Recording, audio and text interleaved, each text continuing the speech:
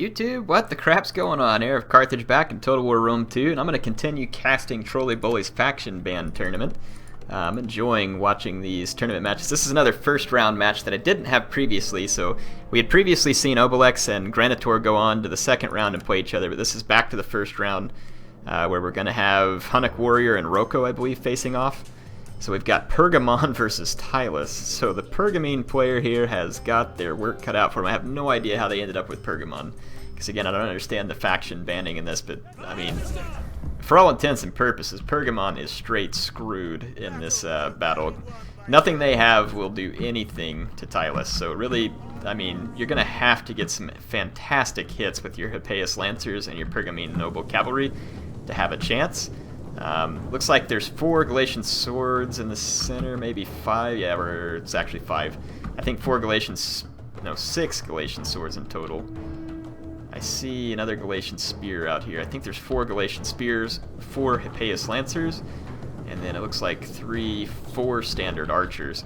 So if we go over to Tylis, we're going to have a main line of Tribal Warriors, which is a unit that, quite honestly, can single-handedly defeat Pergamon. I see 2 Oathsworn, so it looks like they're trying to be safe and bring 2 elite tier infantry. You've got, there might be another Oathsworn here in the center. No, so 5 Tribal Warriors, 2 Levy Freemen on the front, and then you've got 4 Raiding Horsemen, which are going to be difficult for Pergamon to deal with. So Pergamon's Shock Cavalry is certainly capable of inflicting heavy damage to Tylis, but Tylis has an advantage at range with the Celtic Slingers, which means that Pergamon would have to attack the Tribal Warriors head-on with Galatian Swords, which is akin to suicide. So let us see what happens. The Raiding Horsemen can be very, very annoying for Shock Cavalry. Over here, though, it's just 2 Light Horse, so the Shock Cavalry would be in good shape. So that's only 2 Raiding Horsemen. Interesting. I would have just gone with 4 Raiding Horsemen. Not sure why you'd bring the Light Cavalry. Maybe they're cheaper. Do the Galatian Swords have any upgrades? They do not. Well, I mean, they're going to die one way or the other, so I guess it's pointless. Tribal Warriors don't have the best melee attack, but their armor is insane, and they are going to do extremely well. 26 charge bonus, they'll quote-unquote lose the charge, but not really because they're heavy. Nice use of the Hippeus Lancers here, and the Pergamon's Noble Cavalry going to disrupt pretty much all of the Tribal Warriors. Getting a nice follow-up with the Galatian Swords, but still not going to be enough to win. There was another Oathsworn on that flank. And so there's 3 Oathsworn, which is a ton of Oathsworn to go against Pergamon. Seems like more than necessary, to be honest, but let's see. In the center, the Tribal Warriors are still going to probably beast it out. All of the Shock Cavalry is going to have to retreat, and he really needs to get a hold of the Celtic Slingers if possible, too.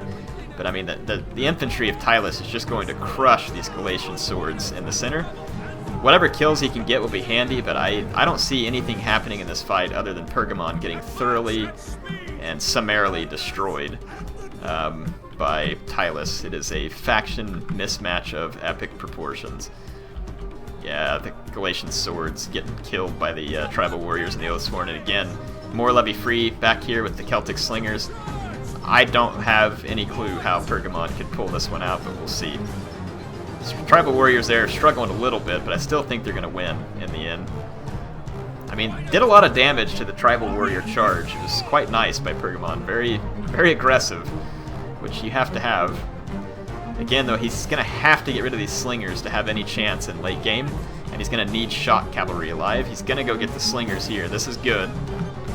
He needs to keep the Shock Cavalry alive, and he has to keep the Archers on target. Getting rear charges with Shock Cavalry here. Very nice. There's an Oathsworn in there. It's a, priority target, high priority target. A lot of damage done, but definitely no victory for the Galatian Swords. Not sure why he quit pursuing the Slingers here. Now he's going to get shot in the back. He's trying to attack this infantry in the back, but the Slinger is going to actually block the charge, and then he doesn't even get a charge on the Slinger. So this Hippeus Lancer is in bad shape. Pergamon's Noble Cavalry being pursued by Levy Freemen. Definitely not a good place. Yeah, and they're going to get caught, so big mistake by the Pergamon player. Hippeus Lancers back here taking heavy damage to the Tribal Warriors. This is, yeah, there's no way. Pergamon versus Tylis. This one was over before it started. some people were saying like, yeah, why don't you give your strategy before the battle started, what each player needs to do to win. Well, the Pergamon player needs to not pick Pergamon. That's going to be the best way to win, as Pergamon, is to not use them. Yeah, here, look, the Pergamon just getting swarmed. The Pergamon Noble Cav not turning around still. They're going to be caught again by the same Levy Freeman unit. Just really no chance here. Even though the Slingers got distracted, which is good, I don't think the Archers have the strength to clean up all this inbound infantry. Getting a nice charge with the Pergamon Noble Cavalry, but the target they're choosing is a lot of spears. It's risky. If he can rout it all, it'll be good, but that bonus versus large is kind of scary for these cavalry. Let's see what happens. They start dropping. Nope, they mopped it all up, so that's about as good as Pergamon could hope for right there. And then these tribal warriors are about to get destroyed by Hippeus Lancers, so I mean, if he can keep these archers alive and do some damage, the slingers are gone, so man, I don't know. Ugh, that's rough right here. These archers need help. They need to stay alive. Tribal warriors took a beating, but they're still there. And then keeping the cavalry mobile is going to be important here. You're going to want to single out infantry at this point, and preferably get all your archer shots off. They're trying to fire into this tribal warrior. They should save all ammunition for Oathsworn, in my opinion. Oathsworn ought to be the primary objective for the archers. Okay, another Hippeus Lancer charge. There is Oathsworn though, and if they have javelins, it's going to be rough. He should not be firing into his own Hippeus Lancer either. Should be targeting the enemy general. The enemy general ought to be a priority target. Getting him off the field will help, but Oathsworn are still going to have to be defeated as well. I mean, this is about as good a scenario as Pergamon could hope for in a late game. There's no cavalry, there's no slingers.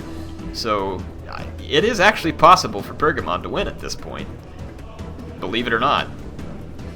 So the Tylis player playing a little bit sloppy here. All they had to do was keep their slingers alive, and that pretty much would have sealed it because the archers don't have range. Yeah, right here, these tribal warriors getting torn up again, though. Really need to target the Oathsworn.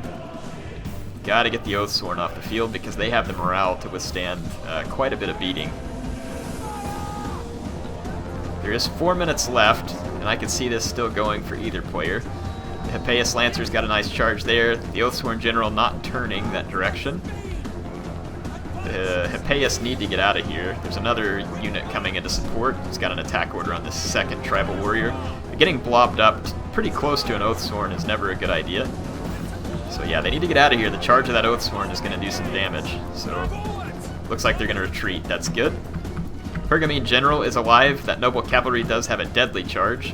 It's not a full strength unit, but keeping it for even later game would be good.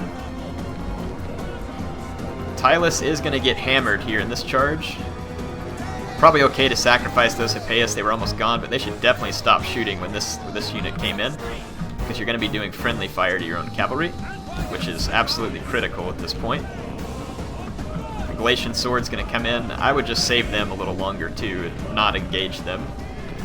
Nice charge over here on the tribal warriors. This Oathsworn is too far away to support, so nice job singling out the tribal warrior. Let's just see, here comes another Hippeus charge. It's going to hit these tribal warriors in the back, and that ought to be the end of them. Hippeus are not the best shock cavalry, but in a late game scenario like this, they will wreck all over swords. There is no doubt about it. They can punish swords very badly unless they have an uphill or forested position.